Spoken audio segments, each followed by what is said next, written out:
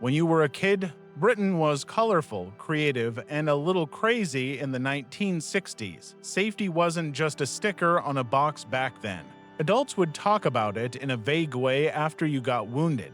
We constructed, burnt, bounced, and sometimes bled. We enjoyed every second of it. Let's go back to a time in Britain when there were vivid plastics, dangerous gadgets, and great ideas. We'll find 20 toys from the 1960s that would never be allowed today. First, the chemical kit. All of the young scientists in Britain desired one.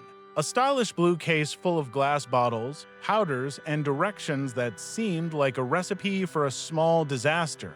10-year-olds were given copper sulfate, potassium nitrate, and sulfur with no one watching.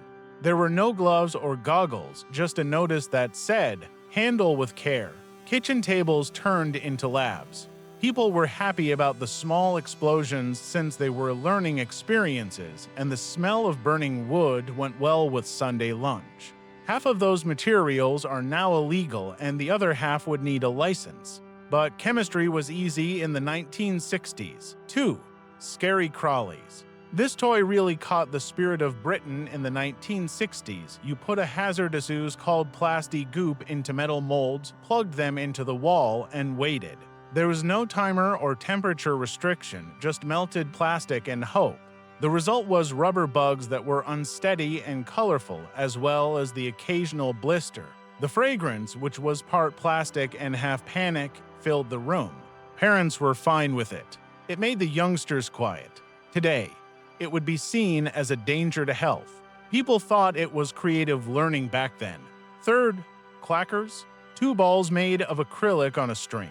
The goal is to get them to hit each other in time. The truth is that teachers got hurt, balls broke, and kids got hurt. The sound of kids getting hurt rang through playgrounds all around Britain. When they eventually broke, pieces of plastic shot around like shrapnel. They were no longer allowed by 1973, but in the 1960s, that sound made you cool. 4.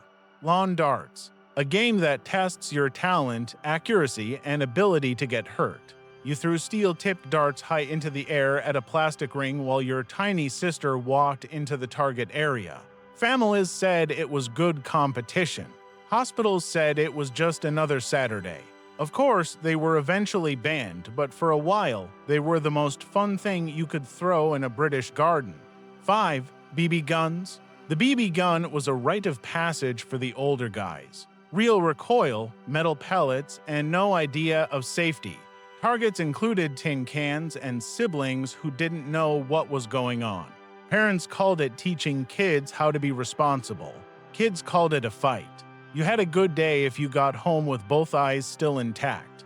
6th, Meccano. There was Meccano before Lego. Metal strips, sharp bolts, and sheer genius. It made every kid an engineer and every finger a medical case. The edges may cut through skin faster than a knife, but that was part of the fun. You learned how to build, how to bleed, and how to keep going. Number 7, firearms that shoot caps. The scent of burnt paper caps and the sound of little red rolls hitting your toy revolver produced a pleasant bang. That's what childhood in the 1960s was like. Parents enjoyed tea without a care in the world while gunfire rang out in the streets. The scent, the smoke, and the noise. That was all part of being a cowboy in Cuden. Toy guns now come in vibrant colors and have foam tips.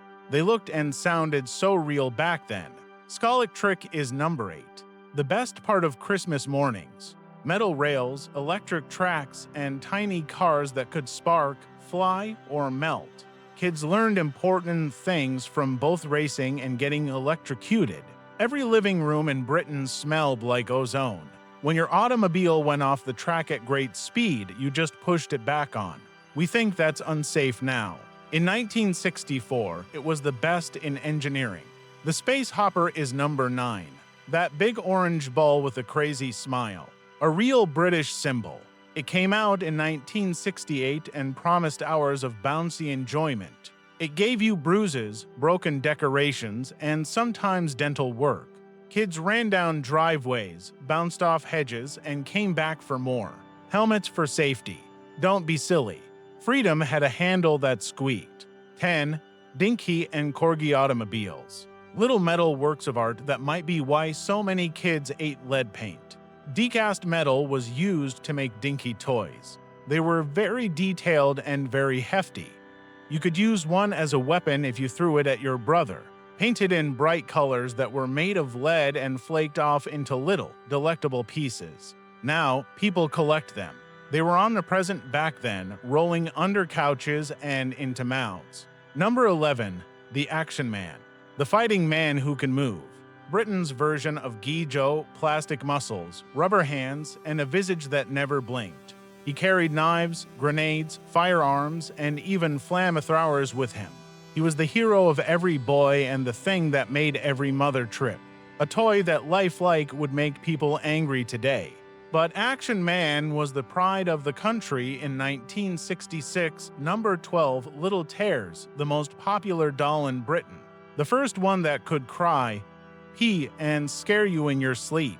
Little Tears sipped from a bottle and spilled out through smart tubing. Sadly, that tubing also leaked on carpets, furniture, and electrical plugs. She was revolutionary, but not very clean. She would come with 3 safety warnings and a mop under today's standards. Cindy, number 13, the doll you like to dress up. Cindy was a good person, polite, and pleased to be British. Fashion, homemaking, and a flawlessly set dinner table were the most important things in her life. She wasn't a threat. She was just old. Cindy teaches us almost as much about toys as she does about social history. In 1963, Ambition wore high heels and a fake grin. Etch-a-Sketch, number 14, 2 dials, a gray screen, and no end of frustration. It was the 1960s version of iPad art. If your iPad ran on static electricity and had fine aluminum powder inside that leaked if it split open, which of course every kid tried to do. It probably wasn't good for you to breathe it in, but it was worth it to see lines develop on that silver screen. 15. Spirograph, fun math that looks like fun. Plastic gears, pens, and patterns that made a whole generation go crazy. It seemed safe until one of the pins hit your finger. But it was one of the safer toys from the 1960s. The only real hazard was getting ink on the carpet and your mom shrieking louder than any lawn dart could fly. Number 16, Airfix kits, little model planes, sharp tools, and glue that is strong enough for industrial use. The first lesson in patience and breathing in solvents for any boy. You could spend hours making a Spitfire. Fingers stuck together and the smoke made my eyes water. If you were lucky, it really did look like a plane. If not, you still had fun and maybe a little headache. Train sets are number 17. Homby trains really blew smoke, started real fires, and went off track in a big way. Tracks span living rooms like snakes on a wire. Someone could get shocked if they weren't careful, but no one cared. Dads called it time to bond. Moms said it was a fire waiting to happen. It would need grounding, fuses, and warnings per today's standards. It only needed creativity in 1962, number 18, be the leader of the warriors. Every little guy had a box of these. Little soldiers made of solid lead and painted. They looked great lined up on the carpet until you remembered that lead is toxic. Many families melted and painted their own, breathing in the fumes and calling it art. They are now against the law. But the courage they inspired and the poisons they let out were very much of the 1960s, 19 sets of fireworks. Yes, they sold pyrotechnics for kids. Little boxes with rockets, fountains, and sparkles that are so hot they can melt concrete. No gloves or eye protection.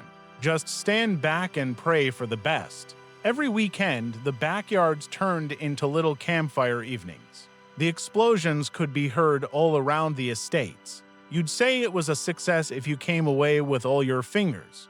20. Board games that aren't really good. There were dangers even in board games. Not physical, but moral.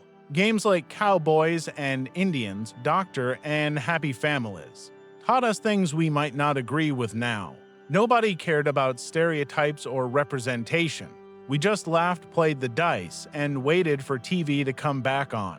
In the 1960s, toys in Britain were simple, smart, and sometimes a touch dangerous. They weren't safe.